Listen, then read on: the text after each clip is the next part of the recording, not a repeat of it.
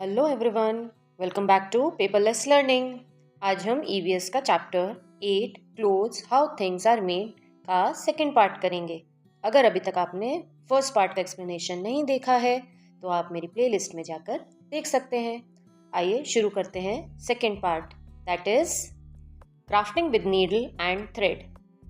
बच्चों, अभी तक आपने और बर्ड्स के बारे में पढ़ा था। आपने वीवर बर्ड के बारे में पढ़ा था कि वीवर बर्ड अपना नेस्ट कैसे बुनती है, तिनकों से बहुत सुंदर सा बुनती है। फिर आपने बास्केट्स कैसे बनती हैं, मैट्स कैसे बनते हैं वो पढ़ा था। फिर आपने ये पढ़ा था कि कपड़ा कैसे बुना जाता है, थ्रेड कैसे बनता है ना, फाइबर क्या होता है, ये सब आपने फर्स्ट पार्ट में पढ़ा था। अब हम पढ़ेंगे crafting with needle and thread. Nature is full of amazing things. जैसा कि आप जानते ही हैं कि हमारी नेचर जो है बहुत अमेजिंग चीज़ों से भरी हुई है। Do you know there is a tiny little green bird that stitches its own nest. क्या आपको पता है एक छोटी सी चिड़िया ऐसी भी है जो अपना नेस्ट सिलती है? Yes, it is the tailor bird. इस चिड़िया को हम टेलर बर्ड कहते हैं क्योंकि वो टेलर की तरह पत्तों को सिल के अपना घोंसला बनाती है। With its beak, it sews the edge of a big leaf together by using plant's fiber or spider silk. ये चिड़िया अपनी बीक से पत्तों को स्टिच करती है और स्टिच करने में वो क्या यूज़ करती है? प्लांट के फाइबर, मतलब प्लांट्स के रेशे यूज़ करती है या फिर स्पाइडर का सिल्क या स्पाइडर के जो जाले के सिल्क होता है उसको यूज़ करती है।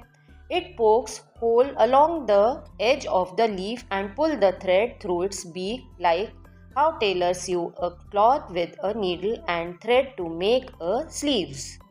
मतलब ये चिड़िया जो है बीक से छेद करती है, छेद से उस फाइबर को निकालती है, फिर छेद करती है, फिर उस फाइबर को उसके अंदर डालती है, फिर छेद करके उस फाइबर को निकालती है। ऐसे करके वो एक कच्चे का टाँका बनाकर लीव्स को सिलती है और अपना घोंसला बनाती है। It pads up this green sleeves to make a soft and safe nest to lay its egg and raise its babies। वो पत्तों को जोड़कर इतना अच्छा बना लेती है, इतना स्ट्रॉन्ग उनका नेस्ट होता है कि वो उसमें एग्स ले करती है, एग्स देती है और अपने बच्चों को उसी लीफ के घोंसले में पालती है। Now activity 5। In small groups, collect fresh leaves of palash, teak, jackfruit और similar broad leaves। अब आपको ग्रुप में क्या करना है? आपको फ्रेश लीव्स इकट्ठी करनी है। किसकी? या तो पलाश की, टीक की, जैकफ्रूट की, या इस तरह के आपको कोई भी चौड़े पत्ते लेने हैं। If leaves are not available try using paper. और अगर आपको लीफ नहीं मिलती है तो आप पेपर का भी ट्राई कर सकते हैं, पेपर लीजिए। Also collect some small twigs like toothpick. और छोटी छोटी ट्विग्स कलेक्ट कर सकते हैं, जैसे टूथपिक कलेक्ट कर सकते हैं या पेड़ों से जो नीचे तिनके गिर जाते हैं उनको कलेक्ट कर सकते हैं।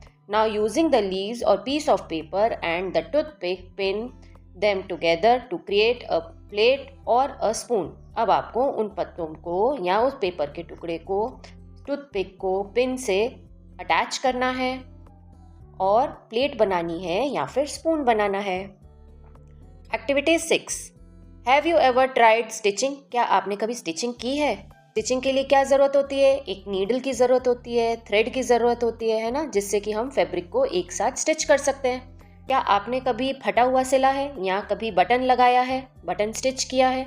और अगर नहीं किया है तो आप उसको सीखें। अब आप इतने बड़े हो गए हैं कि छोटी मोटी सिलाई आप सीख सकते हैं। बटन लगाना, कच्चा करना, ये सब चीज़ें अब आप सीख सकते हैं। Think. Question 1। Have you ever seen someone stitching at home or in your neighborhood? What were they making or fixing? क्या आपने कभी किसी को स्टिच करते हुए देखा है घर में या अपने अड़ोस पड़ोस में किसी को स्टिचिंग करते हुए देखा है? वो क्या बना रहे हैं, वो क्या बना रहे थे या क्या ठीक कर रहे थे, वो आपको लिखना है। Question 2। Look at your shirt or school bag. Can you find where the pieces have been stitched together? आप अपना शर्ट देखो या स्कूल बैग देखो या कोई भी आप अपना क्लॉथ देखो और आप उसमें देखो, ऑब्जर्व करो, फाइंड करो कि दो कपड़ा आपस में कहाँ से जोड़ा गया है, कहाँ पर स्टिचिंग हुई है जो कपड़ा जुड़ा है, तो वो भी आपको सोचना है और लिखना है। एक्टिविटी 7। अब 7th एक्टिविटी क्या है? Let us begin by learning the basics running stitch. अब बेसिक रनिंग स्टिच कैसे होता है, जिसे हम कहते हैं हिंदी में कच्चा करना, तो कैसे किया जाता है? Take a piece of thread through a needle, tie a knot at one end of the thread. अब आपको एक नीडल लेनी है और थ्रेड का एक पीस लेना है, और थ्रेड के स्टार्टिंग में या एक एंड में आपको एक नॉट लगानी है। नॉट क्यों लगाते हैं? जिससे कि अगर आप स्टिच करें तो वो धागा कपड़े से बाहर ना निकले, वहीं फंस जाए, इसलिए धागे के एंड में हमेशा नॉट लगा के फिर स्टिचिंग स्टार्ट की जाती है। Start from the back of the cloth, bring the needle up at the point A. अब आपको क्या करना है, क्लॉथ के नीचे से, जो पिछली साइड है क्लॉथ की, वहां से नीडल निकाल के ऊपर लेकर आनी है। कहाँ? पॉइंट ए पर। अब पॉइंट ए कहाँ है? पॉइंट ए है यहाँ पर। यहाँ से आपको नीडल ऊपर लेकर आनी है, फिर थोड़ी दूर पर यहाँ पर अंदर डालनी है, फिर अंदर से नीचे से यहाँ से ऊपर लेकर आनी है नीडल, और फिर इसको इसके अंदर डाल देना है, और फिर नीचे से फिर ऊपर लानी है और यहाँ से फिर अंदर डाल देना है ना? कितना सिंपल स्टिच। बस ऐसे करके आपको अंदर डालना है, फिर दूसरी जगह से बाहर निकालना है, फिर अंदर डालना है, फिर दूसरी जगह से बाहर निकालना है, अंदर डालना है, बाहर निकालना है। ऐसे करके जब आप ये थ्रेड को खींचेंगे तो आपको इस तरह के डॉटेड आपको स्टिच मिल जाएगा। इसे कहते हैं running stitch. Push the needle down at the point B, bring it up at C, then down at point D. इसी तरह आपको आगे पीछे करके पूरा स्टिच करना है। Keep going up down in a straight line. This is called a running stitch. Now, activity 8. Stitching clothes together. अब क्लोथ्स को एक साथ कैसे स्टिच किया जाता है? Now let us use this stitch to bring two piece of cloth together. अभी आपने एक क्लॉथ पे बनाया था ना, अब हमको दो क्लॉथ को लेकर फिर बनाना है, दो क्लॉथ को इकट्ठे जोड़ना है इसी स्टिच से। फर्स्ट स्टेप क्या करना है? Collect small cloth piece left over at a tailor shop और small piece of old cloth. या तो आप टेलर की शॉप से एक छोटे से टुकड़े ले आए कपड़े के, या फिर अपने पुराना कपड़ा कोई रखा हो तो उसके पीसेस करके आप वो इकट्ठा कर लें। Lay one piece of cloth flat on the table, और एक पीस को टेबल पे फ्लैट बिछा लें। Place the second piece of the cloth on the top of it, और उसके ऊपर दूसरा पीस रखें, स्लाइटली ओवरलैपिंग इट। मीन्स आपको क्या करना है, एक क्लॉथ ऐसे लेना है और उसको ओवरलैप करके दूसरा क्लॉथ लेना है। तो यहाँ पर ये ओवरलैप हो गया ना। अब आपको क्या करना है, यहाँ से नीडल निकालनी है और यहाँ पर डालनी है, फिर यहाँ नीचे से यहाँ से ऊपर निकालेंगे, फिर यहाँ डालेंगे। ऐसे करके आपको क्लॉथ स्टिच करना है। Now third point, Now use a needle and thread to do a similar running stitch to join them together. अब आपको similar running stitch, जैसा कि अभी आपको बताया है वैसा ही आपको running stitch करना है वो overlapped कपड़े पर। Add more piece to create a table cloth. और पीस अगर हम जोड़ते जाएंगे और स्टिच करते जाएंगे तो हम बहुत सारी चीज़ें क्रिएट कर सकते हैं। जैसे टेबल क्लॉथ बना सकते हैं, मैट बना सकते हैं, कोस्टर्स बना सकते हैं, क्लीनिंग क्लॉथ बना सकते हैं। पुराने कपड़ा को जोड़ के हम क्लीनिंग क्लॉथ बना सकते हैं ना। और any material of your interest, या आपके इंटरेस्ट का कोई भी कपड़े बना सकते हैं। देखिए यहाँ पर 4 पीस बनाए, ये अलग कपड़ा जोड़ा है, यहाँ ये अलग कपड़ा जोड़ा है, यहाँ एक 4 कपड़े अलग जोड़ के एक हैंकी की तरह बनाया है। अब इस कपड़े को आप चाहे क्लीनिंग के लिए यूज़ करें, mat as a mat use कर सकते हैं, एज अ कोस्टर यूज़ कर सकते हैं। बड़ा है, बहुत सारे कपड़े जोड़ के बनाया है तो टेबल क्लॉथ की तरह भी यूज़ कर सकते हैं। Where else can we use running stitch in daily life? और हम कहाँ रनिंग स्टिच को यूज़ करते हैं डेली लाइफ में, वो आपको यहाँ लिखना है। If one thread breaks in your stitching, what do you think will happen to the rest of the stitch? अगर स्टिचिंग करते समय एक थ्रेड टूट जाए या खराब हो जाए तो क्या होगा स्टिचिंग का? स्टिचिंग उधड़ने लगेगी वहाँ से, है ना, कपड़ा फटने लगेगा। यही आपको लिखना है। Stitch and decorate. Did you know that in different part of India people use many different kind of stitches? आपको पता है इंडिया के डिफरेंट पार्ट्स में लोग जो है डिफरेंट तरह के स्टिचेस यूज करते हैं। ये तो आपने रनिंग स्टिच, एक स्टिच के बारे में पढ़ा, ऐसे बहुत सारे स्टिचेस होते हैं जो कि लोग यूज करते हैं।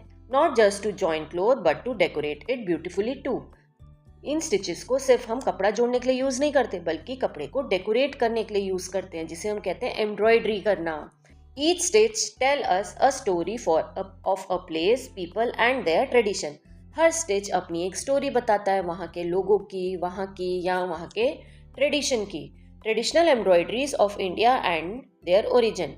ये कुछ लिस्ट है जिसमें ट्रेडिशनल एम्ब्रॉयडरीज के नाम दिए हैं और आपको वो कहाँ का ओरिजिन है वो दिया है।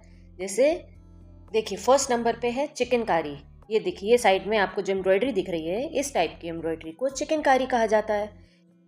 इसे शेडो वर्क भी कहते हैं और ये ओरिजिनली लखनऊ की है, या लखनऊ यानी उत्तर प्रदेश की है, इसलिए लखनवी काम भी कहा जाता है। इसी तरह नेक्स्ट है बंजारा एम्ब्रॉयडरी। ये ओरिजिनल जो है वो राजस्थान की है, ये राजस्थानी वर्क है। इस तरह की एम्ब्रॉयडरी को बंजारा एम्ब्रॉयडरी कहते हैं। थर्ड है कांथा। इसे कहते हैं Kantha work. Originated from east India, states like west Bengal, Odisha, Tripura. ये ईस्ट इंडिया की एम्ब्रॉयडरी है जो कि वेस्ट बंगाल, उड़ीसा, त्रिपुरा में होती है। फिर नेक्स्ट इज गोटा। गोटा वर्क, इस एम्ब्रॉयडरी को कहते हैं गोटा वर्क। इसमें गोटा आपने देखा है ना, गोटे के रिबन्स आते हैं, ये ऐसी गोटे की बनी बनाई पत्तियां आती हैं, उसको गोटे की पत्तियों को स्टिच किया जाता है, तो इसे गोटा वर्क कहते हैं। ये राजस्थान का आर्ट है। ये है फुलकारी। ये फुलकारी जो है ये पंजाब की है। पंजाब में ऐसे सूट, दुपट्टे ऐसे इस वर्क के बहुत मिलते हैं। ये है तोड़ा वर्क, ओरिजिनेटेड फ्रॉम तमिलनाडु। ये है तमिलनाडु का आर्ट वर्क, इसे कहते हैं तोड़ा। इसके बहुत सारे बैग्स, कुशन कवर्स, बहुत सारी चीज़ें मिलती हैं इसके। Now seventh is Kashmiri. This is called Kashmiri embroidery. ये आपको कश्मीर में मिलेगी, इसलिए इसका नाम कश्मीरी एम्ब्रॉयडरी है। ये इस तरीके से होती है। Now last is nag embroidery. ये है मेघालय की। इसमें होता है क्रॉस स्टिच। क्रॉस स्टिच से पूरी एम्ब्रॉयडरी की जाती है। Now next topic is recycle.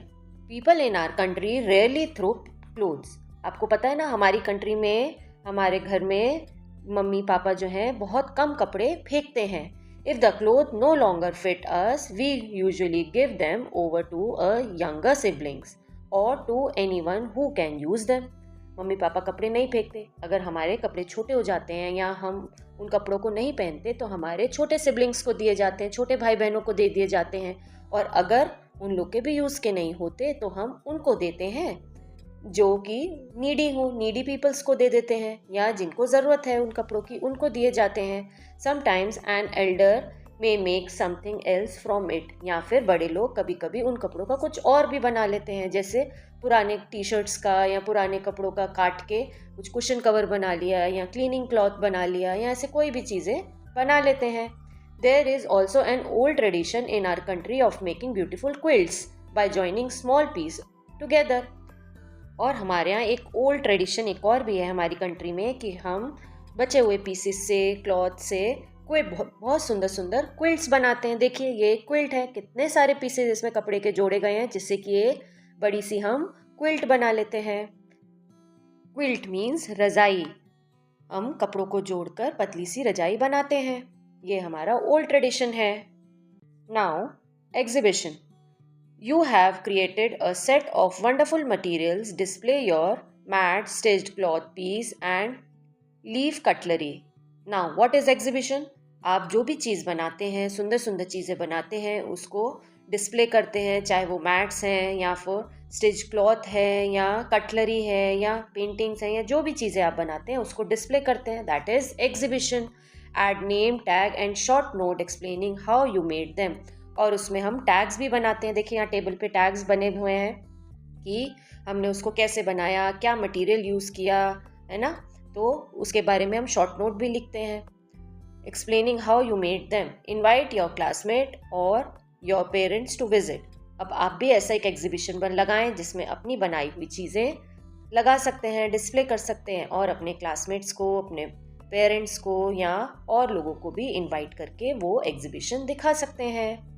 तो बच्चों, चैप्टर यहीं ख़त्म होता है, वीडियो भी यहीं ख़त्म होता है। अगर आपको एक्सप्लेनेशन अच्छी लगी हो, चैप्टर समझ में आया हो तो लाइक करें, शेयर करें, और अभी तक अगर चैनल सब्सक्राइब नहीं किया है तो चैनल को सब्सक्राइब कर लें।